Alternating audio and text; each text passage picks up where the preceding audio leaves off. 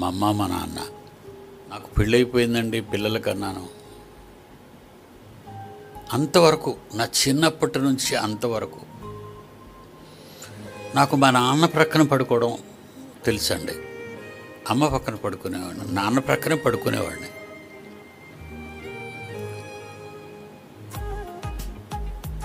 అంత పెద్దవాడిని అయినప్పటికీ అమ్మా నాన్నలు వాళ్ళు ఒక మంచం మీద పడుకున్నారని నిజంగా అండి దైవ సన్నిధిలో నా 2 నేత్రాలతో చూడలేదండి. నమ్ముతారా? అమ్మా నాన్న వాళ్ళిద్దరూ ఒక మంచం మీద పండుకున్నట్టు నేను నిజంగా చూడలేదండి. చచ్చిపోయినంత వరకు వాళ్ళు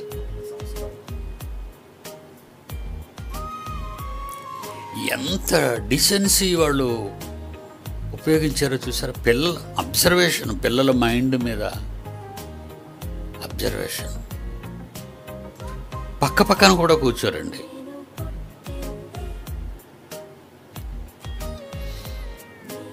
పక్క పక్కన నడవరండి.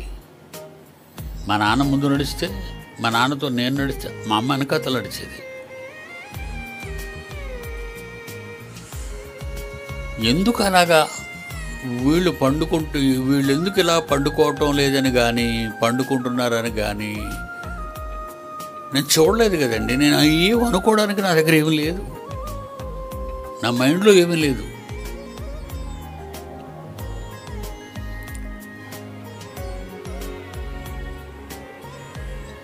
మాది చిన్న గుడిసె కదండి. గుడిసెలో పక్కపక్కనే పడుకుంటారు అందరూ.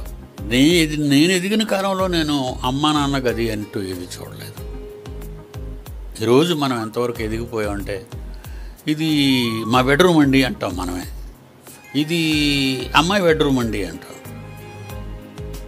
పెళ్ళి కాకపోయినా, అమ్మాయికి అబ్బాయికి పెళ్ళి కాకపోయినా వాళ్ళకి మన బెడ్రూమ్లు. అలా సింగిల్గా వాళ్ళకి బెడ్రూమ్స్ ఇవ్వటం వల్ల ఈరోజున్న టెక్నాలజీలో ఈ కంప్యూటర్స్ కానివ్వండి, ఐడి ఫోన్లు కానివ్వండి, మొబైల్స్ కానివ్వండి, ప్రపంచంలో ఏ మూల ఏమి జరుగుతుందో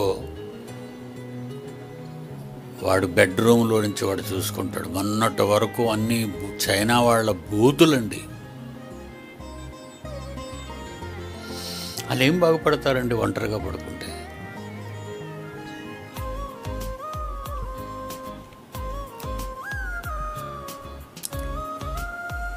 ఇది ఆలోచించేవారు అనమాట మా తల్లిదండ్రులు. అప్పుడు నాకు అర్థమైందండి, అందుకే అమ్మా నాన్నలు పిల్లలు ఎదురుగుండా పడుకునేవారు కాదు. పడుకోవడం అంటే నిద్రపోవడానికండి. అంత కడు జాగ్రత్తలు తీసుకునేవారండి కుటుంబం పట్ల.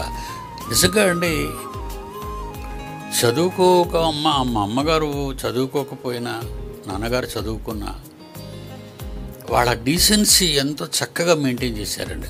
గుడిసెలో ఉన్న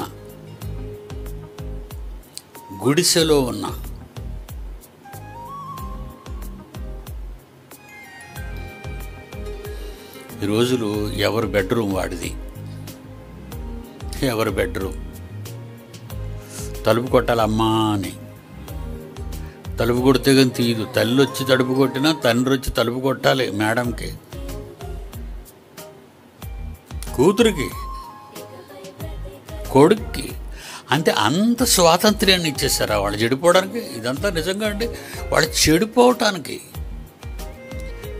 సంస్కారం అనేది ఎక్కడ డ్యామేజ్ అయిపోయిందంటే, తల్లిదండ్రులకి ఇది వాళ్ళ తల్లిదండ్రులు నేర్పించలేదు. తప్పు మీది కాదండి, మిమ్మల్ని కన్నవారు మీకు నేర్పించలేదు. మిమ్మల్ని కన్నవారు మీకు నేర్పించలేదు కనుక మీరు నేర్చుకోలేదు. ఈరోజున్న సినిమాలు, ఈరోజున్నటువంటి సమాజం వాళ్ళంతా ఇండివిజువాలిటీని కోరుకుంటారు. ఇండివిజువాలిటీని. అమ్మా నాన్నలతో, అక్క చెల్లెళ్ళతో, తమ్ముళ్ళతో పడుకునేవాడు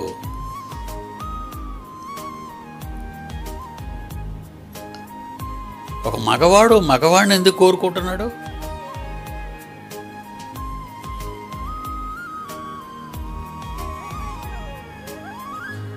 ఒక ఆడదాన్ని ఎందుకు కోరుకుంటుంది? ఎక్స్ట్రాఆర్డినరీ అంటారు దీన్ని.